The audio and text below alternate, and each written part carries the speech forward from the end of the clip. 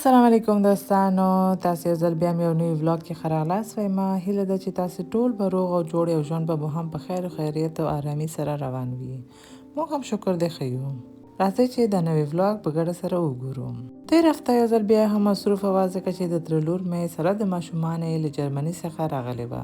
د هغې یو ډېر لنډ سفر و، ځکه چې بیا بېرته مکتبونه شروع کېدل، نو فقط 4 ورځو ته راغلې وه.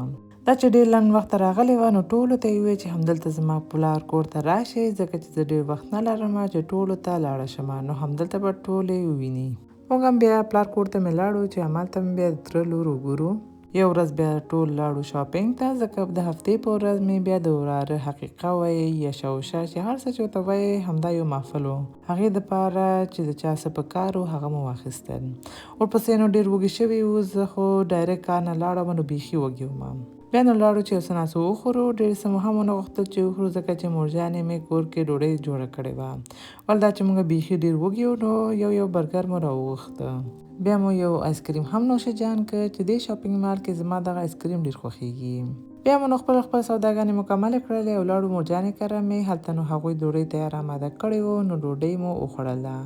ډوډۍ نه بعد مو بیا مورجانې مېلمستیا دپاره د ګازرو خلال جوړولو، نو ما هم ورسره مرسته وکړله او تقریبا 4 کیلو د ګازرو خلال مو جوړ کړ. بیا نو د شپې تقریبا 2 بجې وې چې لاړو کور ته، ځکه چې په سبا بیا زه کار ته تلم او یو اپاینټمنټ مې هم درلوده چې زما کور سره نږدې ځای کې و. نو همدې دپاره کور ته لاړم چې سبا خپل کارونه خلاص کړم. په سبا نو بعد له کاره دوباره تره لور سره مې د باندې لاړو چې لږ یې وګرځوو، تر څو ویانه هم وګوري او ساعت یې هم تېر شي. تره لور مې یوازې 4 ورځو ته راغلی وه. هغه هم داسې په منډه تېر شو چې بیخي پوه نه شو چې دا وخت څنګه تېر شو. ولې خوند مو ډېر ترې واخیسته. نو په دې ورځ مو بیا همدلته ویانا کې د لوبو او ساتري یو پارک دی، هلته لاړو. یو خو ژمی دی، هوا یخه ده، نو ډېرو ځایونو ته څوک تلی هم نشي، او دلته هم ډېر د ساتري شیان بند وو.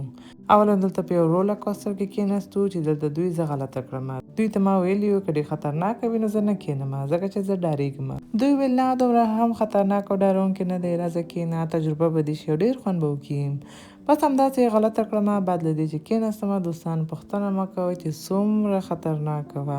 ما خو داسې فکر کوو چې بس لاړم اوس نو غورځېږم، بس سترګې مې پټې کړلې چې کم از کم ونه ګورم.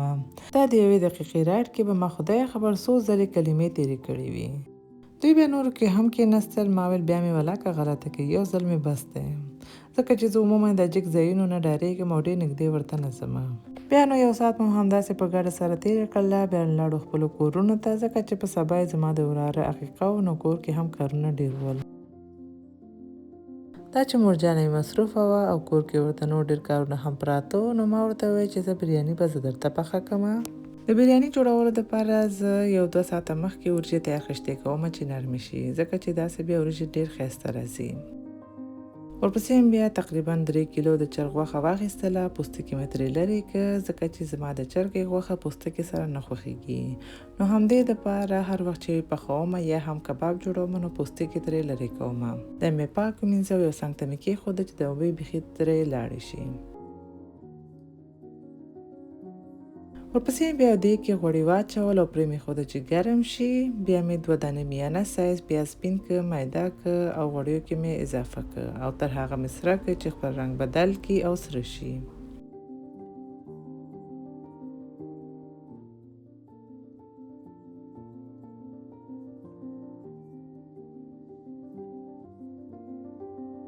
بیا مې پکې یو دانه غټ رومي هم میده کې واچوله او 4 پیلې اوږه مې هم ور اضافه کړله. یو څو دقیقو دپاره مې پخه کړ. ورپسې بیا پکې قوطي والا رومیان نه هم لږ واچول، ځکه چې دا تازه رومي صحیح پاخه نه ول، نو بیا قورمه صحیح رنګ نه ویستلو. همدې دپاره مې لږ قوطي والا رومیان هم واچول. کني نورمال ضرور نه دی چې دواړه پکې واچول شي، یو کافي دی. دا مې هم لږ ورسره سور کړ. بیا پکې یو قوطي د بریاني مساله هم واچول او یو قوطي مستې مې هم ور اضافه کړ. ښه مې سره مکس کړ چې رومیان هم صحیح حل شي او غوړي را پرېږدي.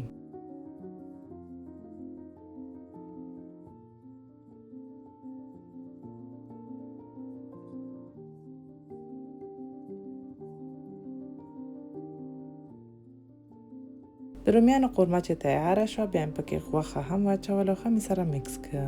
بیا مې پکې تقریبا 1 پیاله اوبه هم واچولې. د دیګ سر مې بند کړ او پرې مې ښودله چې غوښه ښه نرمه شي. منځ کې بیا د دیګ سر خلاصولو او دیګ مې ښوروله چې غوښه ټوله یو رقم نرمه شي او دیګ بیخ هم ونه نیسي.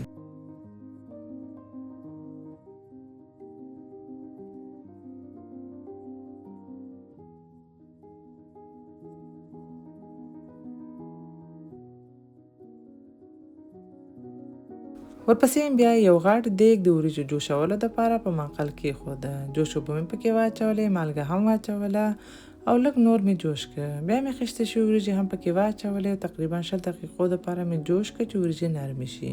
وریجې چې نرمې شي بیا مې چاڼ کړه او همدې وریجو نه مې دوباره لږ دیګ کې واچوه.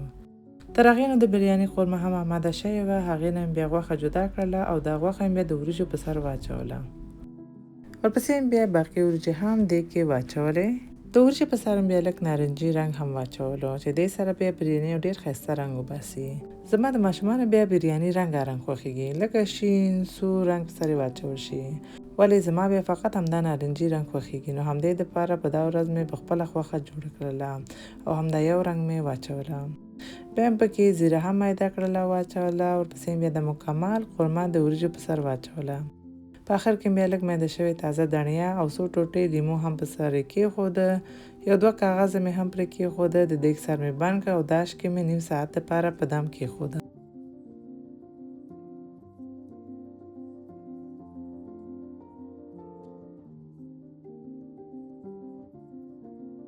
دې نه بعد بیا لاړم چې ډالۍ هم تیاره کړمه. نو هغې دپاره مې دا کیوټ غونډې د تحفې دا ډبی اخیستې و. دې کې مې ورته پیسې کېښودلې چې مور یې بیا په خپله خوښه ورته هر څه چې غواړي واخلي.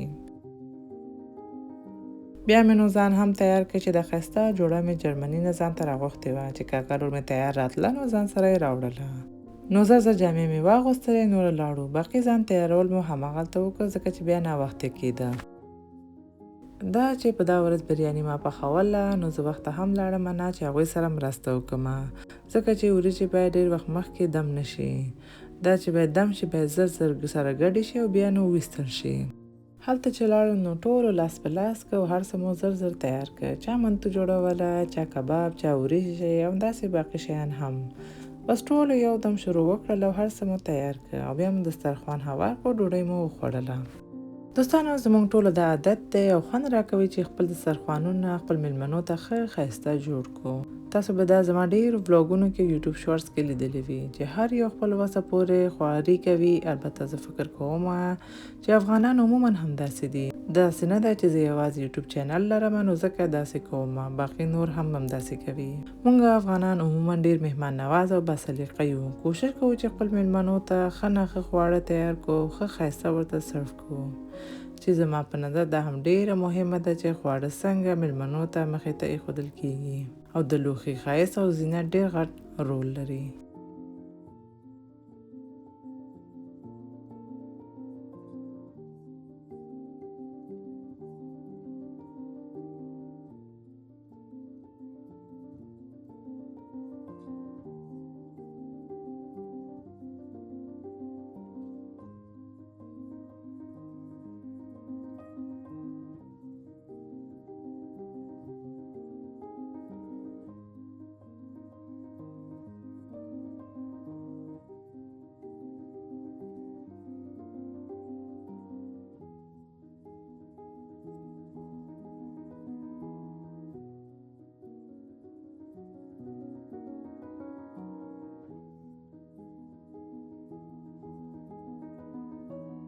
ډوډۍ نه بعد مې بیا چای هم تیار کړ چې یو څه خواږه نورو راوړی و، یو څه مې مورجان دې خپله جوړ کړی و.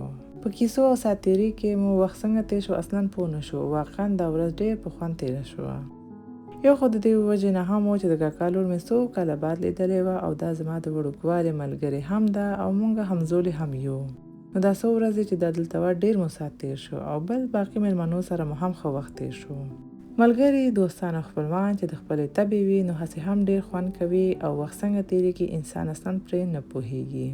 بیا نو آهسته آهسته مېلمانه هم لاړل. کیک مې بیا ورته ساتلې وه چې پلار یې یعنې ورور مې او پلار دوی مې راشي بیا مات کړي. دې نه مخکې نو وخت هم پاتې نه شو نو موږ هم وایي چې پرېږده دا یو کار دوی هم وکړي. کیک مې ورته په فرمایش جوړ کړی و او د ډیکوریشن یې ورته خور مې جوړ کړ.